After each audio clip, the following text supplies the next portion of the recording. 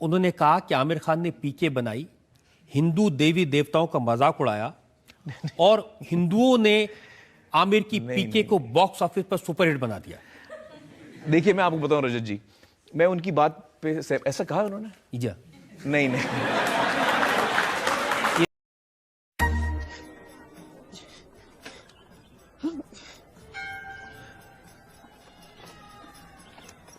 भाई साहब, ये भगवान का बैटरिया खत्म हो गई है का? थोड़ी देर चले फिर लुल हो गए। क्या क्या मतलब नया बैटरी लगा दो, किधर लगता है? लगाओ। अरे भैया, इसमें बैटरी नहीं पड़ती। तो काम काहे नहीं कर रहा है? मैन्युफैक्चरिंग डिफेक्ट है का? अरे कोई डिफेक्टिव पीस नहीं बनाते भाई हम। ये भगवान को आप बनाए? जी हाँ, अपने इन हाथों से। आप भगवान को बनाया कि भगवान आपको? भैया, भगवान ने हम सबको बनाया है, हमने तो सिर्फ इनकी मूर्तियां बनाई हैं। काहे बनावा तो उसकी मूर्त? ताकि हम इनकी पूजा कर सकें, अपने सुख दुख की बातें कर सकें। करे भीतर ट्रांसमीटर फिट है का? भगवान तक बात पहुंचत कैसे है हा? अरे भगवान को किसी ट्रांसमीटर की जरूरत नहीं पड़ती, वो डायरेक्टली सुन लेता है। डायरेक्टली सुनत है तो फिर ये मूर्त की क्या जरूरत है? अरे क्या करूं इसका यार, धंधा बंद करवाएगा क्या? मुझे लगता है उनको गलत कोट किया गया। उनका जो एग्जैक्ट सेंटेंस है वो ये है जी। कि जिन हिंदुओं के देवी देवताओं का मजाक उड़ाया गया, नहीं। उन्हीं हिंदुओं ने पीके को बॉक्स ऑफिस पर सफल बनाया। उन्होंने कहा आमिर को तो शिकायत होनी ही नहीं चाहिए इस मुल्क से कोई। मुझे तो कोई शिकायत नहीं है। मुझे शिकायत है ही नहीं, और मैं जावेद साहब की बात से सहमत नहीं हूं।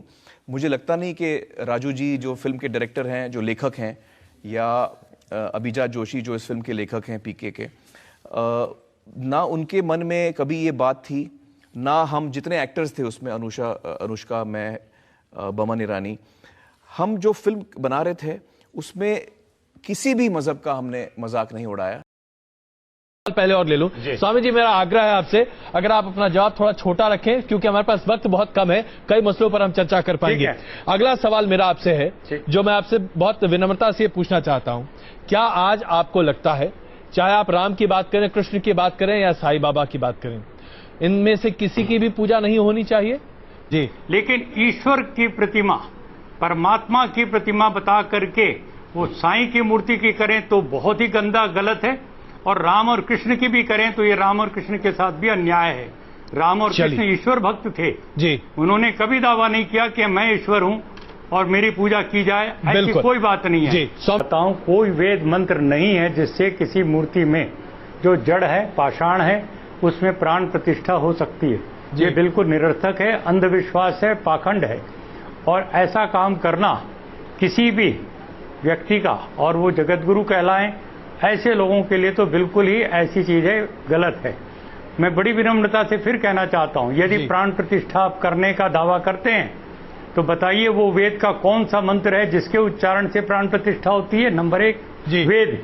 दूसरी बात, उस प्राण प्रतिष्ठित राम की, कृष्ण की या किसी की भी देवता भगवान की मूर्ति प्राण प्रतिष्ठित हो जाने के बाद क्यों नहीं खाना पीना, बोलना चलना शुरू करती?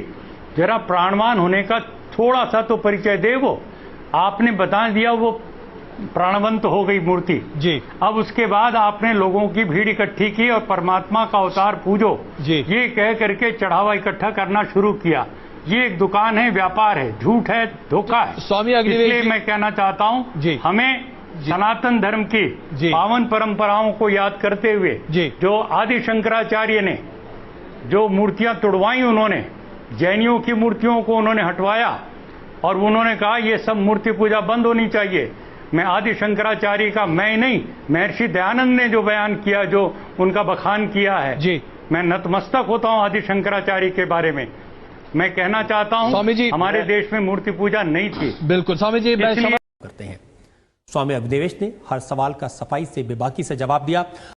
मैं पूछना चाहता हूं, आप मूर्ति पूजा में मानते हैं भाई साहब? जी मानते हैं। क्यों, आपको लगता नहीं गलत है? आप क्या हिंदू है? जी।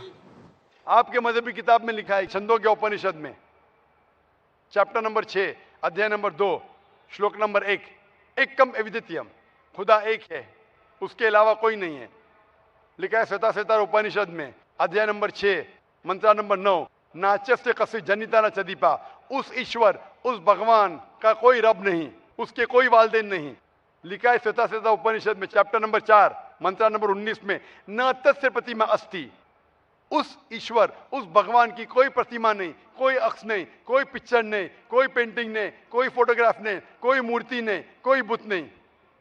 लिखा है यजुर्वेद में चैप्टर नंबर 32 वर्ष नंबर 3 में मंत्र नंबर 3 में, न तस्य प्रतिमा अस्ति। उस ईश्वर, उस भगवान की कोई प्रतिमा नहीं, कोई अक्ष नहीं, कोई पिक्चर नहीं, कोई पेंटिंग नहीं, कोई फोटोग्राफ नहीं, कोई बुत नहीं, कोई मूर्ति नहीं। तो साफ तौर पे कई जगह आप हिंदू की मजहबी किताब में लिखा है कि मूर्ति पूजा गलत है, तो क्यों आप मूर्ति पूजा करते? भाई साहब जी, इस बारे में मुझे सही तालीम नहीं है, मुझे थोड़ा वक्त चाहिए। मैं इतने हवाले दे रहा हूं कि आपको लगता है कि मैं फेंकते जा रहा हूं। हवाले के हवाले दे रहा हूं, आप नोट कीजिए जी। आप लाइब्रेरी में जाइए, आपको वेद नहीं मिलता है तो हमारी लाइब्रेरी में जाओ, इस्लामिक रिसर्च फाउंडेशन। हमारे इस्लामिक रिसर्च फाउंडेशन में आपको वेद का तर्जुमा मिलेगा, महाभारत का तर्जुमा मिलेगा, भगवत गीता के कम से कम 30 तर्जुमे मिलेंगे। हमारे पास कंप्यूटर सॉफ्टवेयर है। आप क्या जानना चाहते हैं? वेद के ऊपर बटन दबाओ, मिलेगा आपको। किधर लिखा है मूर्ति पूजा हराम है? बटन दबाओ, कंप्यूटर में निकलेगा बाहर। वेद के कंप्यूटर सॉफ्टवेयर है, बाइबल के कंप्यूटर सॉफ्टवेयर है, कुरान के कंप्यूटर सॉफ्टवेयर है, हदीस के। तो मैं आपसे दरखास्त करता हूं कि आप रिसर्च कीजिए कि खुदा एक है, रिसर्च कीजिए कि मूर्ति पूजा गलत है, रिसर्च कीजिए कि आखिरी पैगंबर मोहम्मद सल्लल्लाहु अलैहि वसल्लम है। और मैं दुआ करता हूं कि आपको हक जल्दी मिलेंगे ताकि आप इस दुनिया और आखिरत में सफलता पाए। शुक्रिया।